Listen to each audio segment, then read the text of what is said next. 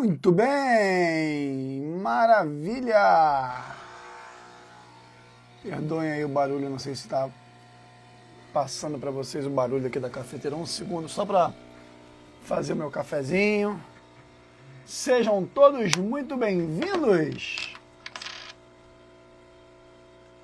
Muitíssimo boa noite, galera! Fala Henrique, fala Tributação 360, Janine, tá aí firme e forte, grande Rafa, barulho de motosserra, né, cara? Vai parar em 3, 2, 1, prometo. Só acabar de fazer o cafezinho ali. Boa noite, Monique, pronto, acabou o barulho. Boa noite, Patrícia, membro do Globo da Morte, incrível mentorada, seja bem-vinda, boa noite, boa noite. Ana, boa noite. Ana Tereza, seja bem-vinda. Boa noite. Neuzeni, minha querida. Galera, sejam todos bem-vindos. Fábio Pavão, todos vocês muito bem-vindos. Newton, sempre por aí. Hoje é quinta-feira, dia 9 de janeiro. São 19 horas e 8 minutinhos. Começando aqui a live com alguns minutos de atraso, porque estava concluindo uma reunião. Olá, Jéssica. Aliás, quero pedir desculpas a todos vocês que estão sofrendo hoje com as chuvas, porque hoje eu fui ao escritório. Então, eu imagino que a chuva torrencial que tenha caído tenha se dado em razão desse evento extraordinário. Né, Jéssica? Jéssica, que trabalha comigo, está aí.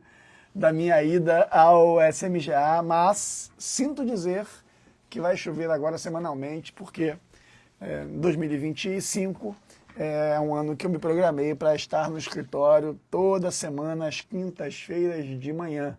Então preparem seu guarda-chuva, porque assim o será. Convidei vocês para uma live hoje para tratar do tema que mais passeou nos grupos de planejamento sucessório no dia de hoje. Não teve nada mais hypado, o hype da parada. O Túlio Minto fez um vídeo sobre isso, etc. Não teve nada mais hypado nos grupos de WhatsApp de planejamento sucessório do que a tal da ação envolvendo a discussão tributária na sucessão do Silvio Santos. Também, obviamente, foi palco de várias postagens no Instagram e em outras redes sociais. Então, imagino que vocês, se não todos, uma boa parte de vocês deva ter sido tocada por esse tema, né, no dia de hoje. Muito boa noite, minha amiga, a professora Ana Carolina Tedoldi. Sempre muito bom ter você por aqui, Tedoldi. Gostaria de ter a chance de te encontrar mais vezes, inclusive. A gente mora tão perto e se vê tão pouco. Ana Paula Figueiredo, membro do Globo da Morte, querida mentorada, seja bem-vinda. Vamos lá. Todo mundo de boa? Posso começar com o conteúdo? Professora Carla Morelli, minha querida, temos um encontro em breve para falar de planejamento sucessório na OAB-RJ, para a OAB-RJ. A Carla, que foi minha aluna de graduação há 1458 anos, né? Devo ter acertado aqui a data. Então vamos para o assunto. Como eu disse, não foi nenhuma grande novidade para as pessoas a notícia que circulou hoje sobre a disputa judicial envolvendo a família Abravanel. Assim a gente vai usar a expressão. Eu sei que família Abravanel não tem legitimidade passiva ou ativa, né? São outras pessoas, evidentemente. Grande Tony, meu irmão, garriguense. E a Fazenda de São Paulo, né? A Secretaria de Fazenda do Estado de São Paulo. Obviamente que quando um assunto está hypado, né, as pessoas estão falando sobre o assunto de forma muito insistente, muito reiterada, isso tem impactos, né? O primeiro impacto é a possibilidade das pessoas atropelarem a conversa. A necessidade de falar no momento do hype acaba trazendo o risco do atropelo, Vocês entendem? Conseguem visualizar isso? É normal, assim, eu entendo isso. Eu não pego aqui um tom crítico, tá? Mas, passado ali o momento de hipereuforia, mas ainda dentro do hype da coisa, é necessário que a gente faça um estudo detido sobre exatamente aquilo que está sendo tratado nas matérias jornalísticas e nos grupos de WhatsApp e nos perfis de redes sociais. A verdade foi proposto, perdão, no dia 13 de dezembro de 2024, foi impetrado, para ficar com a expressão mais correta, um mandado de segurança, tendo como impetrantes os sucessores do senhor Abravanel, Silvio Santos, e também a viúva, ou seja, os interessados diretos no patrimônio deixado pelo senhor Abravanel, como era o nome de batismo do Silvio Santos, que faleceu no ano passado, deixando aí um legado extraordinário sobre comunicação, sobre empreendedorismo, nossa, sobre tantas coisas. Eu tenho tanto aprendizado que veio para mim do Silvio Santos que vocês não podem nem imaginar, né? Vocês são tocados por eles, esses aprendizados, mesmo que não saibam. E como autoridade coatora nesse mandado de segurança estão, na verdade, né? O secretário de Fazenda do Estado de São Paulo, o coordenador da administração tributária do Estado de São Paulo, CAT, né? E o diretor de arrecadação do Estado de São Paulo. Aqui deixa um alerta, o Jefferson Valentim não é autoridade coatora nessa história. Eu morri de rir hoje com os comentários, um montão de gente mandando mensagem para ele, como é que faz isso, cobrar e tal, de bem misterioso. Ele, gente, não tem nada a ver com isso não, né? Então, eu morri de rir aqui, né, em relação a isso. Então, a gente tem lá uma viúva e 6 filhas, como impetrantes de um MS, e as autoridades coatoras, são 3 autoridades coatoras vinculadas à Secretaria de Fazenda do Estado de São Paulo. O secretário, o coordenador de administração tributária e o diretor de arrecadação. Murta, você pediu aí o número do processo, por favor, tomem nota. Por enquanto, esse processo não está com segredo de justiça, apesar de ter havido um pedido que foi negado. Então, anotem aí, tomem nota, por favor, do número do processo. Posso falar? Posso cantar, pessoal? E aí, quando eu falar, alguém, por gentileza, coloca aí nos comentários, que depois eu até posso fixar o número um pouquinho aí, depois eu volto a fixar o tema da live, tá? Bom, vou cantar aqui o número do MS, é o 1098 498 -18 ponto 2024 ponto 8 ponto 26 ponto 0053. Eu espero que pelo menos uma das pessoas que estão aqui hoje tenha conseguido anotar. Esse OMS está sendo processado na 16ª. Obrigado, Turuminto, meu irmão. Obrigado, Adriana. Valeu, galera. Vou fixar aqui umzinho só para ajudar vocês. Depois eu volto a fixar o tema, tá? Eu volto a fixar o tema. Então, eu tive acesso ao pedido, né, ao mandado de segurança. Muitas pessoas tiveram, não estou me colocando aqui como alguém que tenha obtido uma informação privilegiada, tá, pessoal? Sem enaltecer onde não tem necessidade. Eu tive acesso ao mandado de segurança. É um mandado de segurança que está firmado pela representação do escritório Pinheiro Neto, um escritório que o nome precede, fala por si. É um MS bem construído, não só em conteúdo como em forma. É óbvio que Sempre a gente vai olhar e vai dizer, eu poderia ter feito diferente aqui ou acolá. Normal, engenheiro de obra pronta, meu irmão, tem um montão. Né? Eu adoro engenheiro de obra pronta. Né? Assim, é divertido ver os engenheiros de obras prontas. Mas eu achei a estrutura do MS bem definida, bem resolvida. E esse MS traz basicamente duas discussões. Né? Ele traz basicamente não, ele traz duas discussões. Ponto. A primeira delas diz respeito à não dedução de dívidas do espólio para cálculo do ITCMD. Então essa é a primeira coisa. O segundo, Alexa, ligar muro. Então a primeira coisa é a não dedução de dívidas. Essa é a primeira alegação.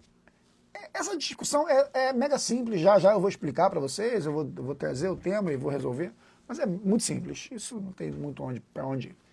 E em segundo lugar, a questão da tributação pelo Estado de São Paulo, do ITCMD, sobre ativos no exterior. Por enquanto estou usando a expressão ativos no sentido mais amplo da palavra.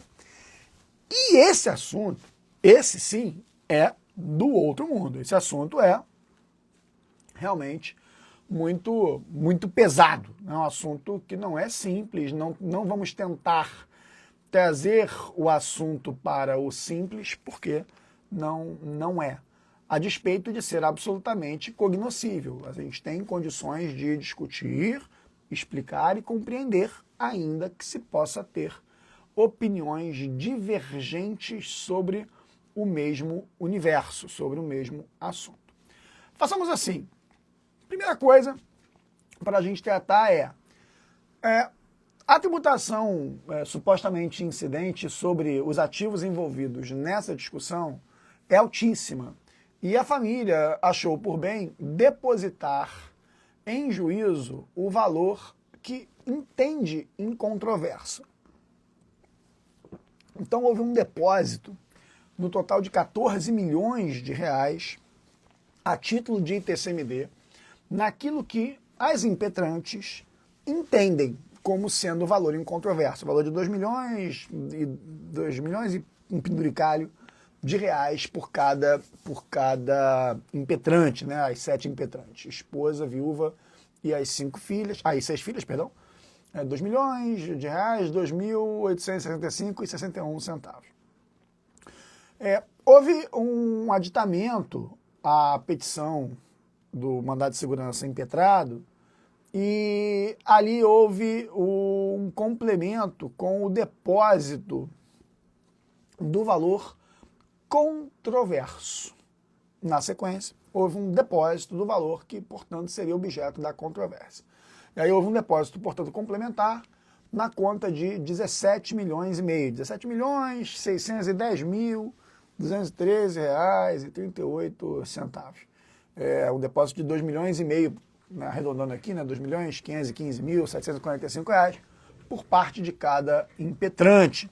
Portanto, somando aí os dois valores, né, não houve um depósito ínfimo, né, 14 milhões mais 17 milhões, não houve um depósito considerável em cima disso. Aqui, aproveitando o case e não entrando no mérito dele, mas na questão estratégica, a gente tem que prestar atenção em relação à exigibilidade do tributo. Professor Elielton, meu amigo, seja muito bem-vindo, boa noite, meu irmão. Professor Elielton, que dá aula de holding rural no meu curso, também está lá no Globo da Morte, e também Julie, minha queridíssima Julie, mentorada do Globo da Morte, também está aqui. Essa questão de depositar o valor, pessoal, é uma estratégia necessária para evitar a própria cobrança do imposto. Né? Isso porque é matemática a questão da suspensão da exigibilidade. Se você deposita o valor exigido, o que você tem é a suspensão da exigibilidade do imposto que está sendo cobrado.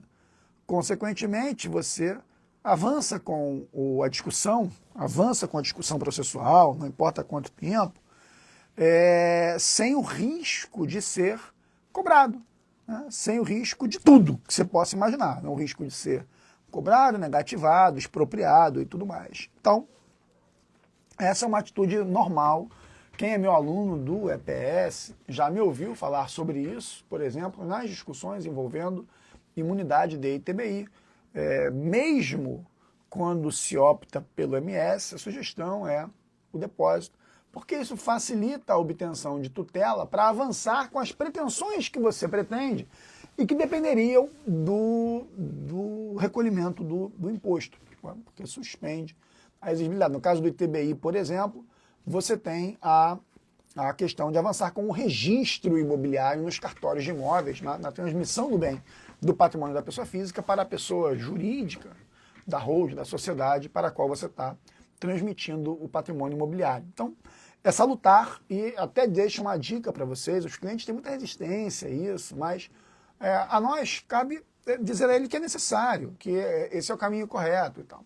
E tem uma outra discussão que eu não vou levantar aqui nessa live para não esticá-la muito, eu sou péssimo com o tempo de live, eu falo pra caceta, que diz respeito aos encargos moratórios. Tá? O quanto o depósito é suficiente para impedir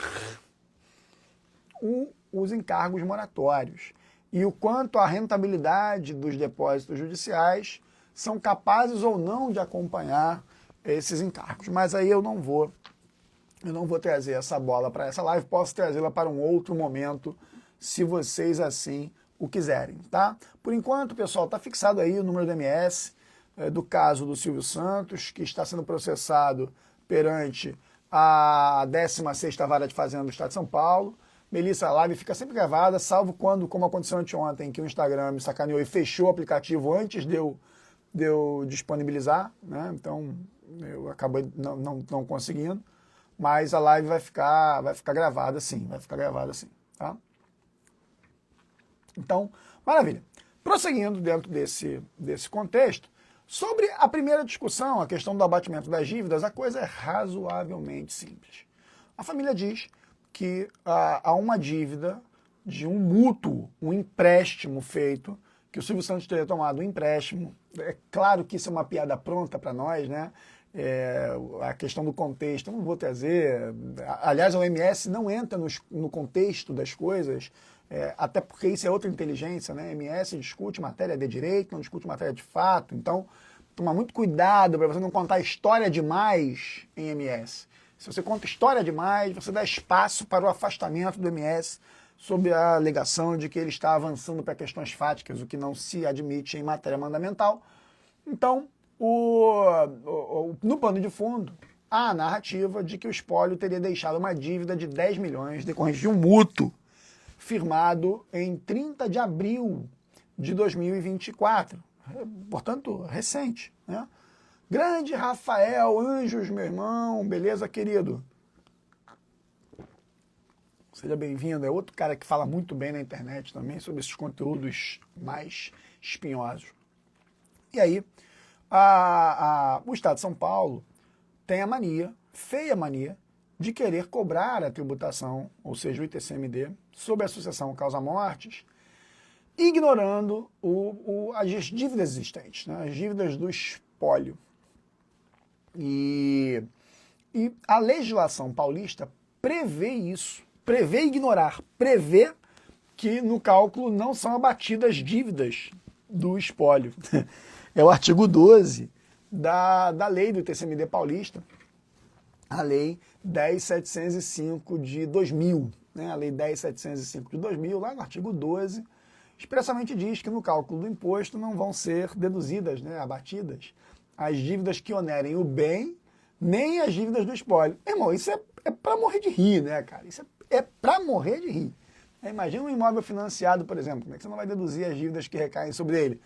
Salva a situação de seguro prestamista, mas imagina, tem dívida de IPTU, tem dívida do próprio imóvel, né? Tem dívida de condomínio, tem dívida do espólio de um modo geral, empréstimo, cartão de crédito, etc.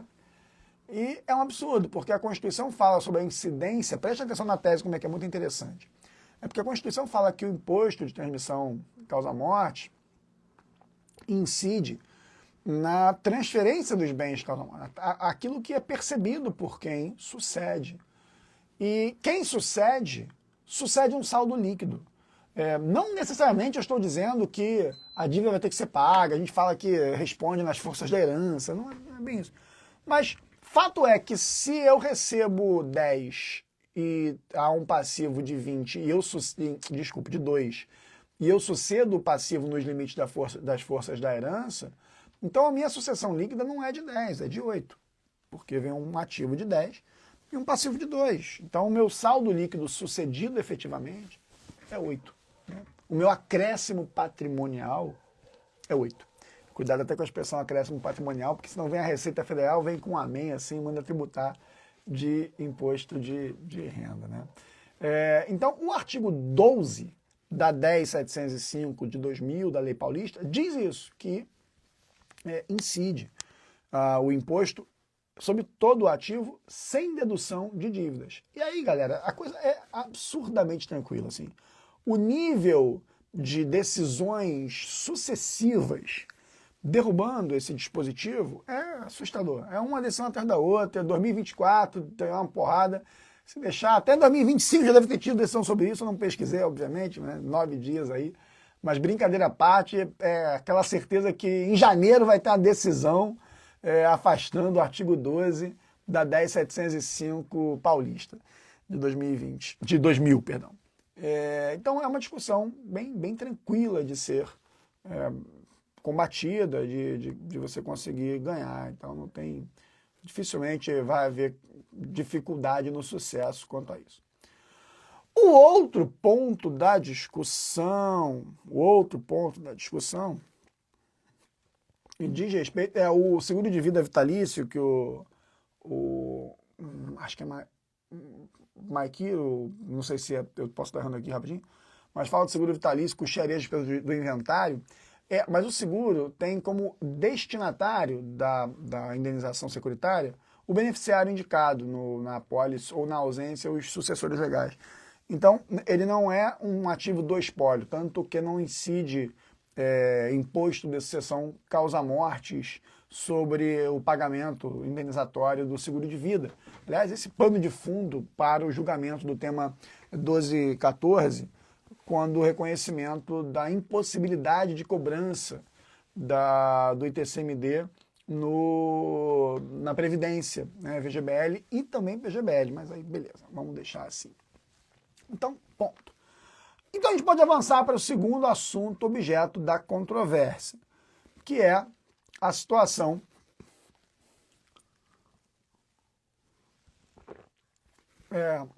aliás, na própria liminar isso já foi tratado pelo juízo de São Paulo nesse caso, tá, pessoal? Só para deixar claro aqui, tá?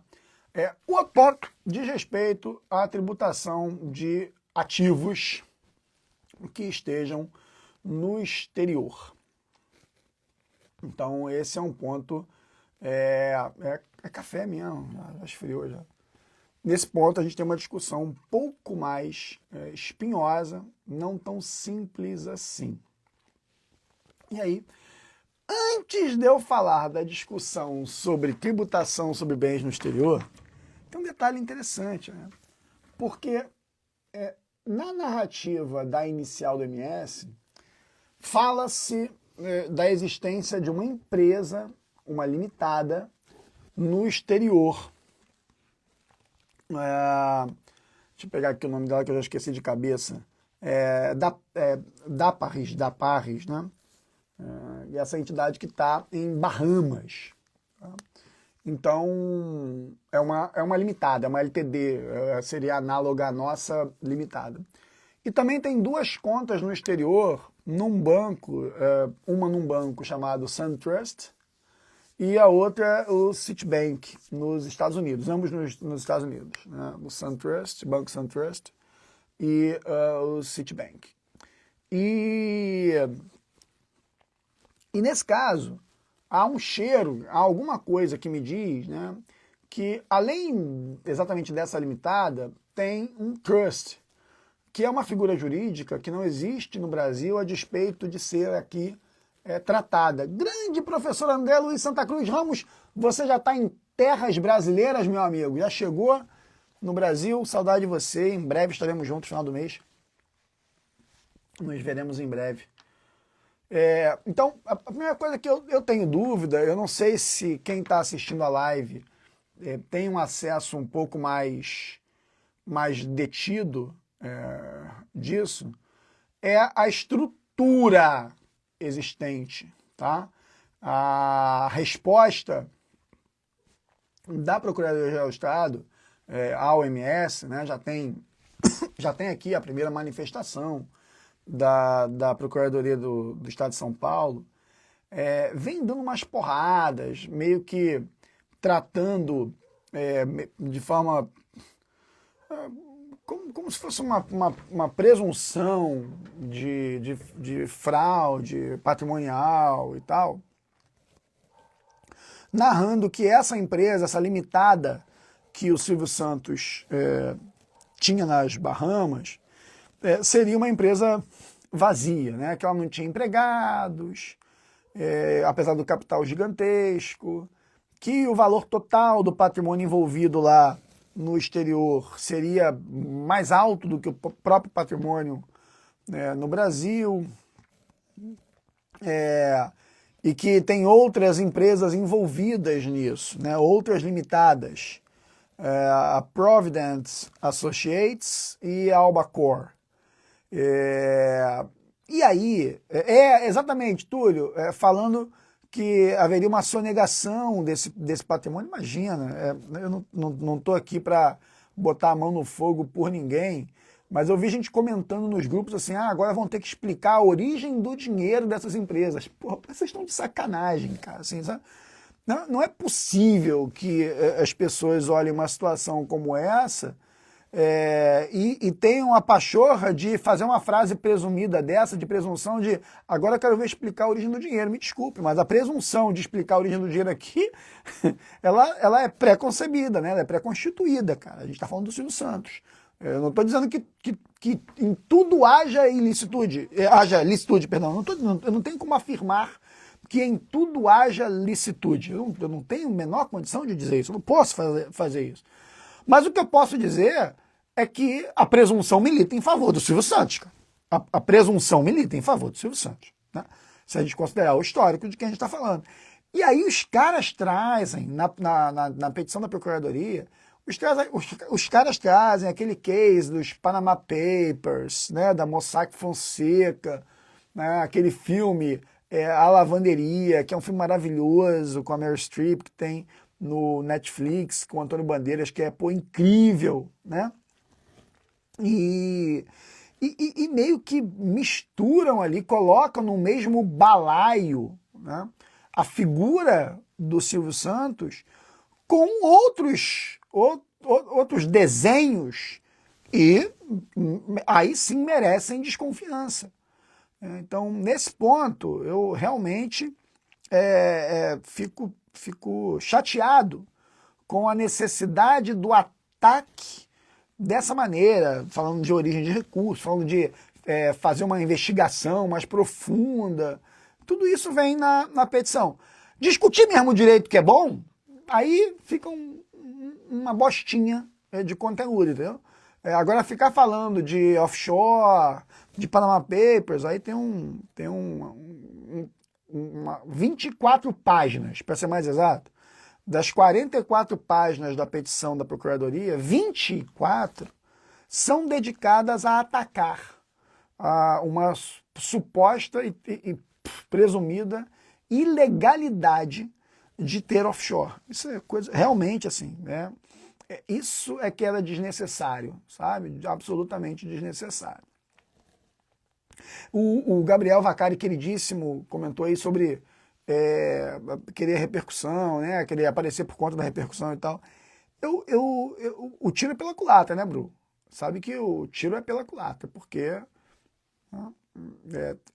você tentar atacar uma figura que, se você fizesse hoje uma eleição presidencial, o cara estava eleito, é complicado, né? Tem que tomar muito cuidado com isso.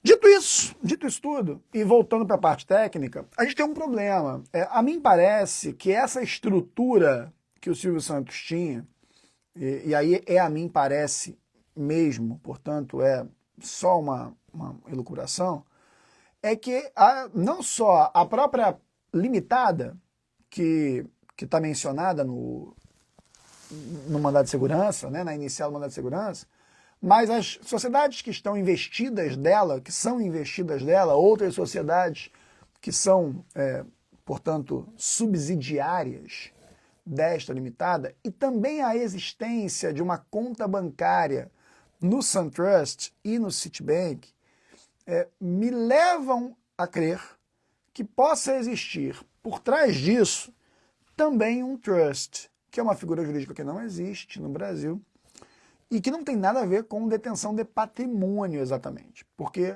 no trust o que você tem é a transferência do patrimônio em fidúcia, em garantia, em confiança, a um trustee que da sua confiança fará a gestão nos termos pactuados. Estou resumindo aqui de uma forma muito singela, porque também não é o centro da discussão aqui a questão do trust. Mas o patrimonialista que resolve, o grantor, como a gente chama, que resolve instituir um trust, ele transfere o patrimônio dele para um trustee, aquele que de sua confiança e ali indica todas as regras daquele trust. O que fazer com ele, como investir, se investe nesse tipo de título, se naquele, e também como se dá a partilha desse trust no caso de um evento morte, ou até de algum outro evento que não seja morte, como uma incapacidade, etc. E aí a gente não pode exatamente dizer que trust é um bem, né?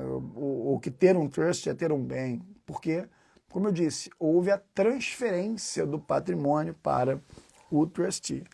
Na legislação brasileira, em 2023, nós tivemos uma narrativa sobre isso, com a 14754, acho que é isso, com a lei 14754, acho que é isso mesmo, né?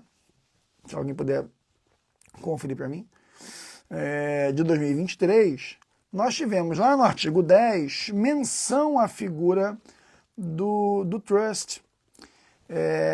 E nessa menção, obrigado Túlio, confirmou aí, valeu, obrigado. Nessa menção, ele fala que os bens e direitos que são objeto do trust, e a natureza do trust é contratual, né? Ele fala lá no parágrafo 1º, parágrafo 2º do dispositivo, que a mudança de titularidade do trust é considerada uma transmissão a título gratuito. E aí, sendo uma transmissão a título gratuito, em tese estaria sujeita ao ITCMD. Eu tenho várias dúvidas aqui. A primeira delas é se faz sentido equiparar aí o trust a um direito patrimonial sucedido, tá? E, em segundo lugar, até se há competência formal legislativa para, através de lei ordinária, determinar que um determinado ativo, o título ou relação jurídica seja fato gerador de ITCMD.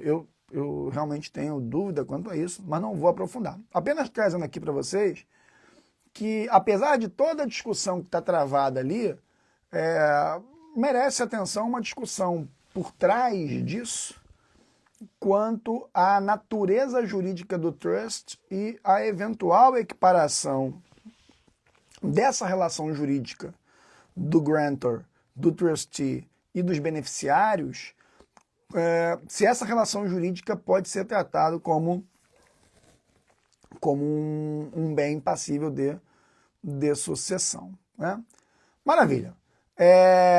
O Thiago Bosch, queridíssimo, também está fazendo alguns comentários interessantes aí, a quantidade de CNPJs do cara, e é verdade, né? A questão do Pan-Americano, que é um case maravilhoso. O Silvio Santos é o case de quebra de banco mais honrosa que eu conheço na história do país, não conheço nenhuma outra. Mentira, eu advogo em uma, que é bem honrosa. que é o da casa no Espírito Santo, eu presto consultoria lá, mas realmente são poucos os casos, né, de quebradeiras bancárias em que haja uma lisura, uma busca de solução efetiva. Dito isso, e partindo para o último tópico da nossa live de hoje, o ponto central, que é a questão da tributação de bens no exterior. Prestem atenção no que eu vou te dizer. Prestem atenção no que eu vou te dizer. A Constituição, no seu artigo 146, lá no inciso 1, fala que a questão envolvendo competência em matéria tributária, quando eventualmente houver um conflito em matéria tributária, caberá à lei complementar disso tratar. Então, é o artigo 146 da Constituição, que determina que a lei complementar disporá sobre eventual conflito de competência em matéria tributária. Tá? E aí, quando a gente fala conflito de competência, por mais que a Constituição fale entre a União, Estados, DF, municípios, mas a própria competência tributária, tá? Porque eu posso dizer, por exemplo, que ninguém é competente para tributar sobre determinada coisa. Então, daí a aplicação do artigo 146, inciso 1 da Constituição. E o artigo 155 da Constituição, no seu inciso 1, diz que a competência para instituir ITCMD, Imposto Causa-Morte, Doação, etc., é dos estados do DF. Tá bom, então, a competência constitucional para instituir ITCMD, seja causa-morte, seja doação, 155 da Constituição, inciso 1, é dos estados e do Distrito Federal. Só que o parágrafo 1º desse artigo 156 vai dizer que a competência para isso será regulada por lei complementar se e quando o de cujos era residente ou domiciliado no exterior, ou se ele teve inventário processado no exterior, ou, o que nos interessa aqui, nesse momento, se o de cujos possuía bens no exterior. Tá? Então, esse dispositivo está na Constituição, ele não foi alterado, ele está lá, 155, inciso 1, parágrafo 1º, e seu inciso 3. Né?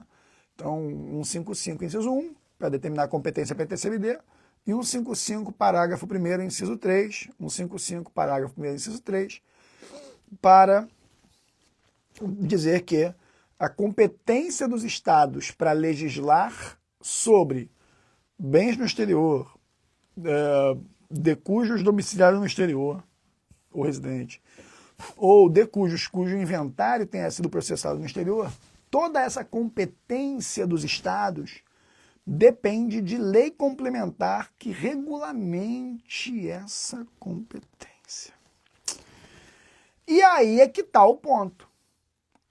Porque os estados, inclusive o estado de São Paulo, tem mania de prever que se ninguém tributar, ele tributa. Cara, isso é muito louco. Então, em que pese até aqui não existir nenhuma lei complementar regulamentando a competência dos estados para legislar sobre bens no exterior, entenda o que eu estou dizendo, a competência constitucional para tratar de TCMD é dos estados. A competência para tratar da cobrança de bens no exterior pelos estados depende de uma lei complementar para dizer como os estados podem tratar esse assunto. E nós não temos essa lei complementar até hoje, nós não temos. Não há essa lei complementar. Ela nos falta, ela é ausente.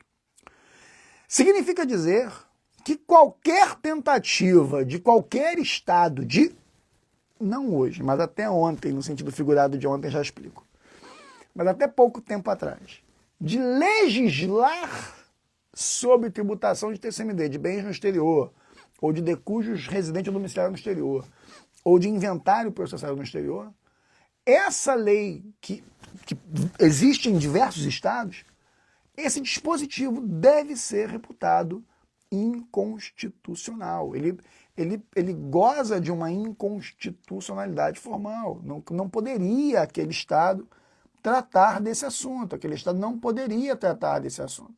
Não enquanto não houvesse uma lei complementar disso tratando. E nós não temos. Não temos essa lei complementar. No Estado de São Paulo, aquela mesma lei que eu falei ainda há pouco, a 10.705 de 2000, vocês iam falar 2020, a 10.705 de 2000, pessoal, antes de eu continuar aqui, só para dar uma pausa, vocês estão comigo? Estão me acompanhando no raciocínio paulatino aqui?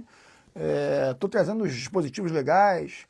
Os alunos que são da comunidade EPS e meus mentorados do Globo da Morte vão receber depois da live a transcrição integral da live, feita por inteligência artificial, e o resumo da live e um mapa mental da live, também feitos por inteligência artificial. Então, a galera que é da comunidade, fica tranquila que, para facilitar um pouco mais a vida de vocês, vai esse material escrito para vocês depois no grupo. Quem não é da comunidade, depois pode me procurar para entender como é que funciona, tá bom?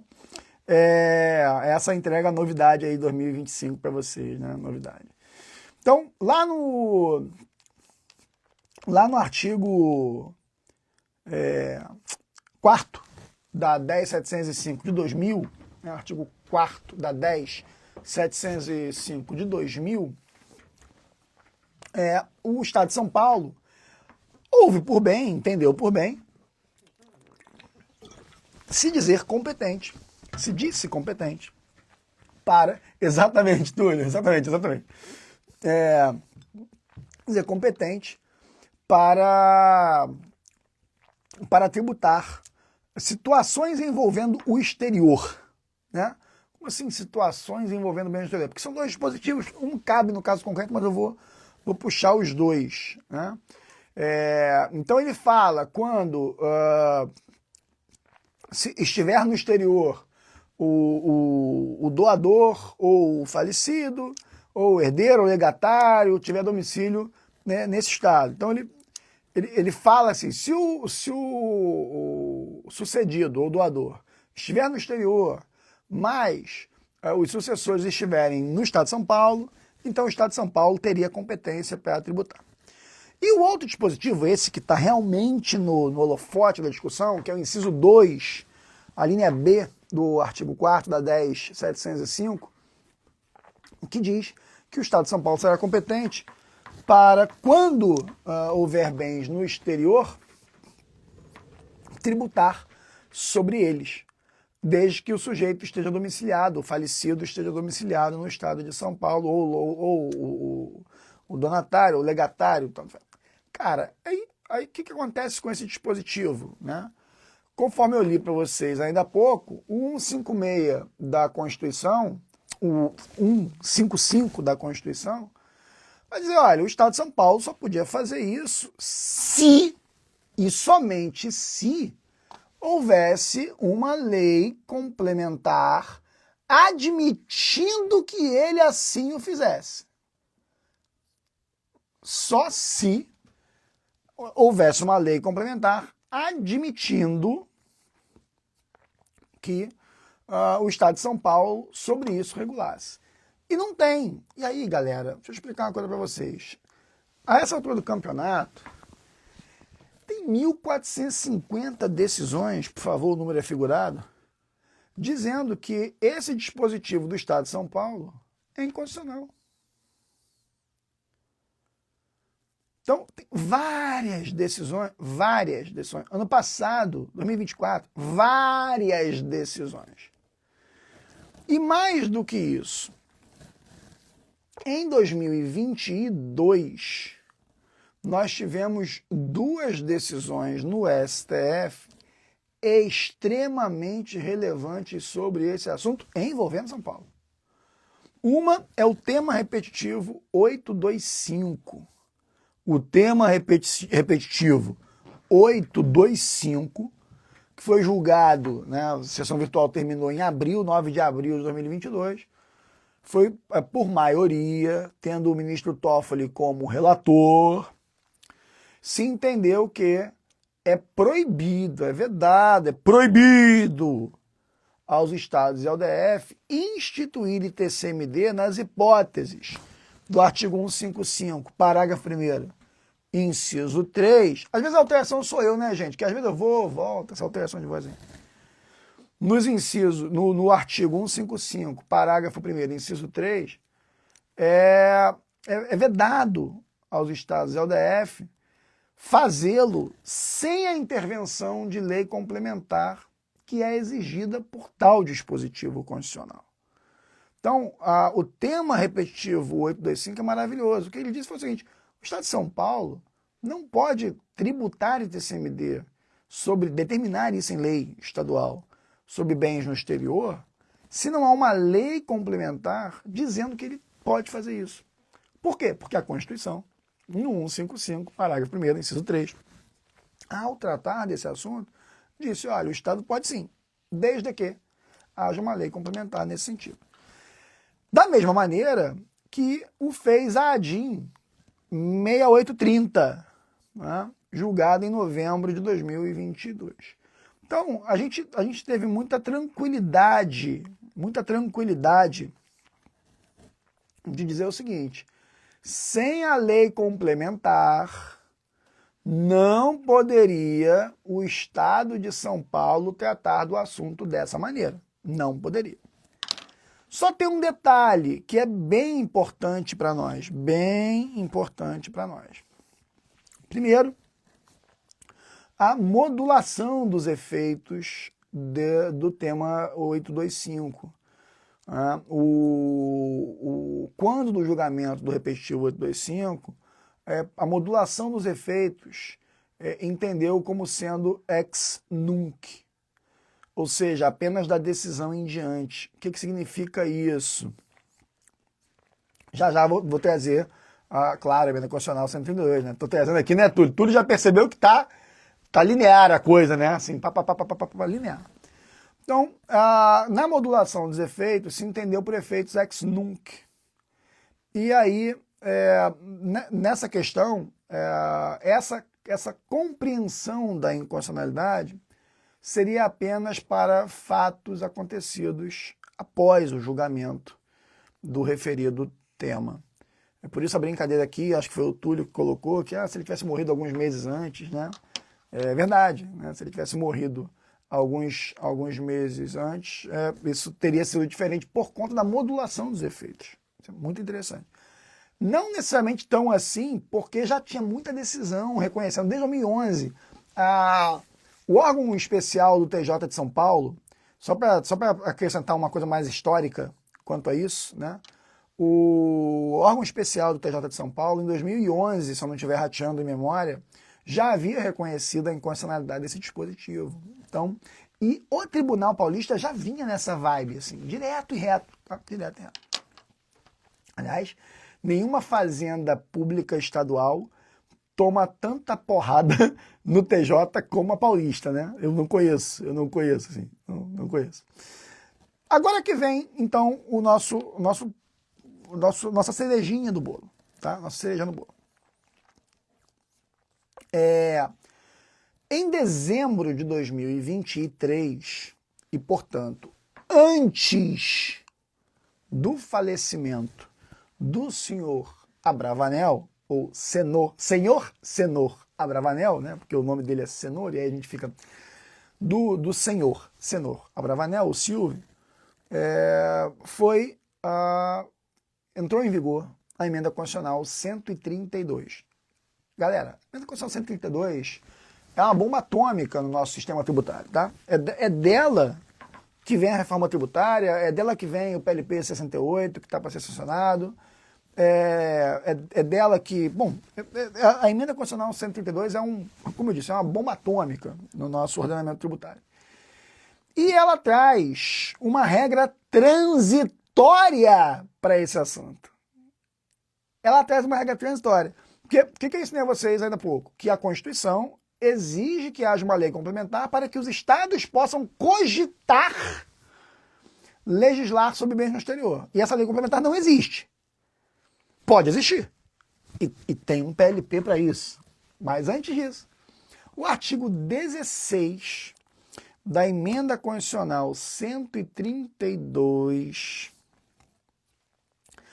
admitiu a possibilidade, dizendo o seguinte, olha, até que haja uma lei complementar que trata o artigo 155, parágrafo 1º, inciso 3, até lá, aquilo que trata aquele dispositivo relativamente a bens do decujos que estejam situados no exterior, competirá ao Estado, onde houver domicílio, ou ao DF, o sucessor, ou até mesmo o legatário.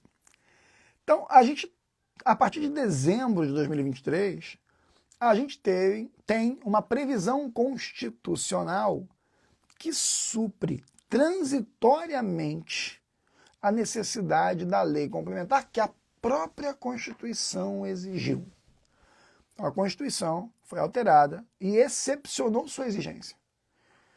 Olha, tem que ter a lei complementar, mas enquanto ela não vem, caberá ao Estado onde estiver domiciliado o decujus. E aí é que mora o perigo.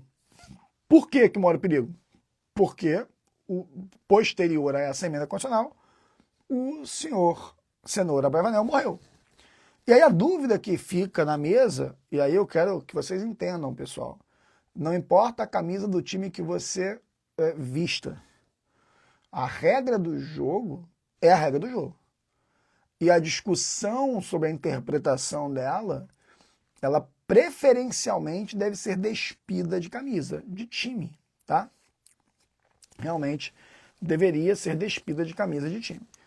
Dito isso, qual é a alegação do Estado de São Paulo? Ora, se a gente tem agora a competência para tratar do assunto, porque houve a emenda constitucional, trazendo a regra transitória do artigo 16, então a nossa lei estaria valendo. Aquela lei do ano 2000.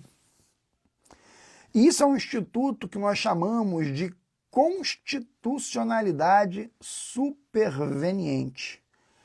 Então, a discussão, olha só, a gente está aqui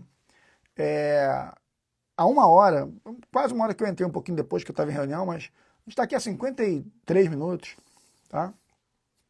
A gente está aqui há 53 minutos e no final, eu estou resumindo para dizer o seguinte, a principal discussão do caso do Silvio Santos e, claro, da esposa, viúva e filhas, é o Instituto da Constitucionalidade Superveniente.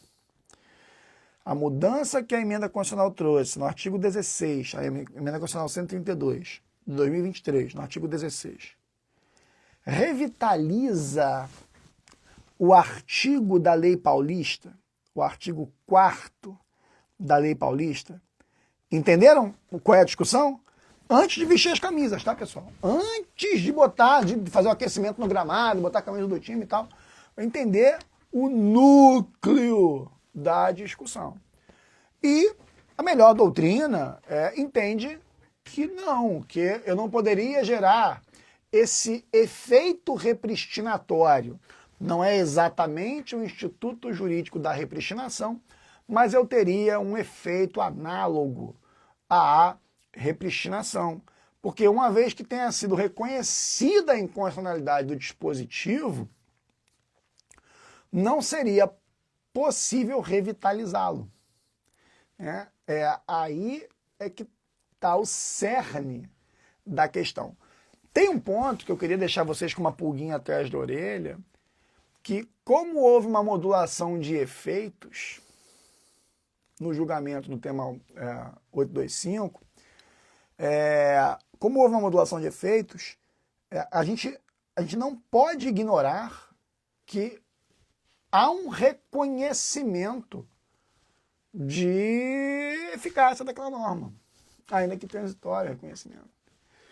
É só para botar uma pitada, tá, pessoal?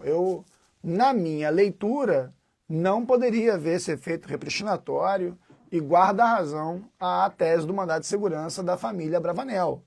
Mas a discussão não é das mais simples assim. Ela não pode ser ultra simplificada dessa maneira. A gente tem que ser responsável quanto à leitura que fazemos sobre isso. Por fim, para dar boa noite para vocês e ir embora, tentando terminar a live, enfim, antes de dar 1 hora. Galera, só para lembrar, tá? Mês que vem eu vou lançar a nova turma do EPS. Quem quiser participar, já joga aqui nos comentários lista para entrar na lista de espera, porque sempre há uma condição especial para a galera que fica na lista de espera. Então, só joga aqui lista para ficar na lista de espera, não há compromisso nenhum, mas aí vai chegar a informação para vocês entrarem nessa lista e isso vai facilitar depois a vida de vocês para ingresso, tá? A Gabi perguntou qual é a diferença. Gabriel, perguntou qual é a diferença do EPS para o Globo da Morte. O EPS é o curso, a Engenharia do Planejamento Sucessório. O Globo da Morte é um mastermind para pessoas que já fizeram o Globo da Morte e estão já numa posição avançada no tema, né? No tema. Então, quem tiver afim, só escrever lista aí para receber as informações. Para terminar a narrativa de hoje, a gente tem o PLP 108, que está tramitando. Sim, o EPS tem 70% falando sobre holding, tá? Aproximadamente 70%. Não só, mas em sua grande parte. Então, o PLP 108 vem atendendo essa função da Constituição, exigida pela Constituição no artigo 155, parágrafo 1º, inciso 3, e os estados precisam começar a coçar-se quanto a isso, né? Eles precisam começar a coçar-se sobre isso. Com a emenda constitucional 132, os estados hoje já poderiam criar suas leis sobre isso, tá, pessoal? Eles já têm espaço para isso, né? O artigo 16 da emenda constitucional. E, na minha opinião, depois que vier a lei complementar, eventual lei estadual que tenha feito isso pós-emenda constitucional 132, portanto, durante 2024 e a partir daqui, a lei complementar 138, se não conflitar com ela, as leis estaduais criadas a partir da emenda constitucional 132 serão válidas. Tá? Serão válidas. Essa é a ideia. Tá? Então, agora é aguardar. O Congresso volta a trabalhar no dia 1º de fevereiro. A gente aguarda primeiro a nomeação das presidências da Câmara e do Senado. Né? A gente já tem os nomes que estão cotados aí para o Senado Davi Alcolumbre. Não deve ter uma grande mudança nas cadeiras políticas, vão mudar os nomes, mas não exatamente os assentos, né? A questão da condição política. A gente vai ter primeiro a votação do orçamento, é prioridade, né, do ano, e o principal candidato à presidência da Câmara já disse que uma das suas primeiras entregas será previsibilidade nas votações, ou seja, uma espécie de agenda, né, dando para nós uma previsibilidade. Cara, isso vai ser bom demais. Quem dera se a gente tivesse tido isso aí durante a tramitação do PLP 68, mas eu acredito que o PLP 108 não saia antes do Carnaval, que é em março. Essa é a minha intuição. No mais, pessoal, eu vejo a Gisele falando assim, é estranho não ter já doado todos os bens e tal, ficando com o fruto. Galera, assim, acalmem os corações de vocês. Esse fetiche por driblar o inventário, isso é uma redução do Instituto do Planejamento Sucessório, tá? É uma redução pequena, muito pequena do Instituto do Planejamento Sucessório. O próprio inventário, às vezes, é uma estratégia de planejamento sucessório. Eu sei que pode ser estranho, mas eu tenho uma aula, por exemplo, no EPS, em que eu falo o inventário como ferramenta de planejamento sucessório. E, em alguns casos, a gente propositalmente usa isso. Hoje mesmo, na reunião que tivemos no escritório, a gente está mandando uma proposta amanhã para a família de um patrimonialista vivo, que é uma figura pública, né? E claro que eu não posso comentar, mas é uma figura pública. E eu sei que no caso dele, eu vou ter que deixar parte dos bens para o inventário, por exemplo. Tá? Então, não tirem o discurso de um inventário vai acabar com o seu patrimônio. Isso é falta de argumento. Isso parece a Cefaz paulista rebatendo os argumentos do mandado de segurança da família Bravanel. Não tem o que dizer, aí fica atacando. Óbvio que eu falei isso aqui para a audiência, né, para a Giz e tal, não no sentido de confrontar, né, Giz, assim, mas na verdade de abrir a mente da gente, de todos nós, e buscar ensinar o tempo todo com muito carinho, para que vocês possam sempre melhorar. Jefinho, meu irmão, vai descansar que você tem que estar aqui amanhã para a obra. Amanhã eu estou aqui com você trabalhando firme, tá, filhão? Galera, olha, muito obrigado pela audiência de vocês. Espero realmente que a live tenha sido útil para vocês. E talvez, quem sabe, amanhã eu faça mais uma. Amanhã é sexta, eu já começo a ficar naquele efeito de tomar uma, né? Então, mas quem sabe amanhã eu ainda faço uma live com vocês aí, tá bom? Um beijo. Galera da comunidade EPS do Globo da Morte, daqui a pouquinho eu mando no grupo o inteiro teor da transcrição da live, mais o resumo, mais o mapa mental e pronto, é isso. Fui, valeu. Vou tomar um agora, ô Túlio. Agora. Um beijo. Valeu, galera.